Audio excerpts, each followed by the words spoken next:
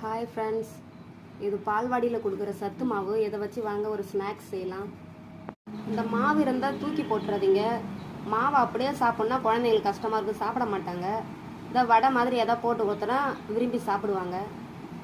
வாங்க நம்ம எப்படி செய்யறதுன்னு பார்க்கலாம்.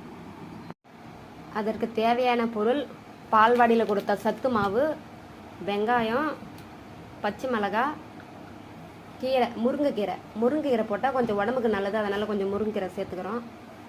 மிளகாய் தேவைப்பட்டவங்க போட்டுக்கலாம். நான் சேர்க்க போகிறது கிடையாது, ஏன்னா பசங்க சாப்பிட்றதால மிளகா இருந்தால் ஒழுங்காக சாப்பிட மாட்டாங்க. அதனால் நான் மிளகா சேர்த்துக்கல. உங்களுக்கு தேவைப்பட்ட மிளகாய் போட்டுக்கலாம். தேவையான அளவு உப்பு போட்டுக்கலாம். ஏன்னா இது மாவு இனிப்பாக இருக்கும், அதனால் அதிகமாக உப்பு நம்ம சேர்க்க தேவையில்ல. உப்பு லைட்டாக போட்டால் போதும். பாருங்க, இந்த பதத்துக்கு பிசைஞ்சிக்கணும் மாவு. நல்லா இந்த மாதிரி உருண்டை அழகாக அந்த பதத்துக்கு பிசைஞ்சிக்கிட்டோன்னா கரெக்டாக இருக்கும். கடாய் வச்சு எண்ணெயை கொஞ்சம் ஊற்றிக்கும்.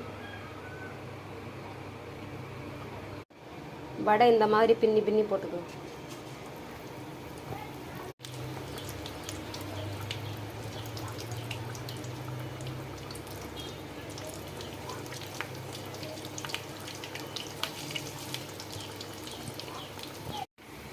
ரொம்ப நேரம் வேக வைக்கக்கூடாது. இந்த மாதிரி லைட்டாக வந்தோடனே எடுத்துடலாம். ரொம்ப நேரம் வேக வச்சோன்னா கடிக்க முடியாது, ரொம்ப உரப்பாக இருக்கும். இங்கே பாருங்கள், வடை உடையாமல் அழகாக வந்திருக்கும். உங்கள் வீட்லேயும் பால்வாடியில் கொடுத்த சத்து மாவு இருந்தால் இந்த மாதிரி ட்ரை பண்ணி பாருங்கள். ட்ரை பண்ணி பார்த்து எப்படி இருந்ததுன்னு சொல்லிட்டு கமெண்டில் மறக்காமல் சொல்லுங்கள்.